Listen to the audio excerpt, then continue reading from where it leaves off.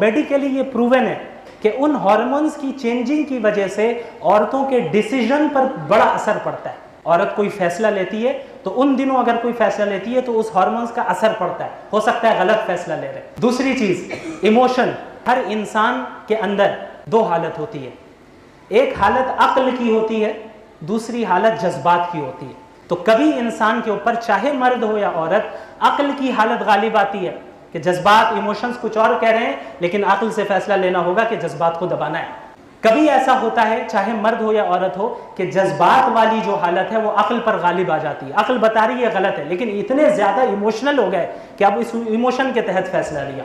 ये मर्दों के साथ भी होता है, औरतों के साथ भी होता है। लेकिन मॉडर्न रिसर्चेस हमें ये बताती हैं कि औरतों के अंदर जो इमोशनल हालत है वो ज्यादा गालिब आती है।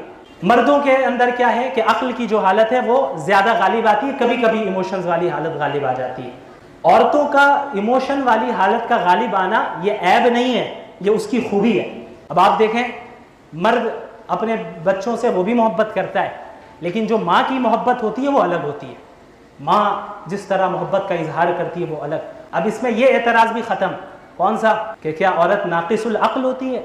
ये एतराज़ किया जाता है एक हदीस को, औरत नाक़िसुल अक्ल होती है, तो वो ऐब नहीं बयान किया गया, यही बताया गया कि अक्सर ऐसा होता है कि औरतों की जो वो हालत है इमोशन वाली हालत, वो अक्ल वाली हालत पे गालिब आ जाती है। इसका ये मतलब नहीं कि वो ज़्यादा क्लेवर नहीं होती, इंटेलिजेंट नहीं होती।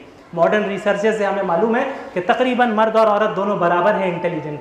हदीस में जो नाक़िसातुल अक्ल कहा गया है तो वहाँ पे इंटेलिजेंस की कमी नहीं बताई गई है, बल्कि ये बताया गया कि अक्ल वाली हालत अक्सर मगलूब हो जाती है और इमोशन वाली हालत गालिब आ जाती है। अक्सर इमोशन के ज़रिए वो फैसला करती है।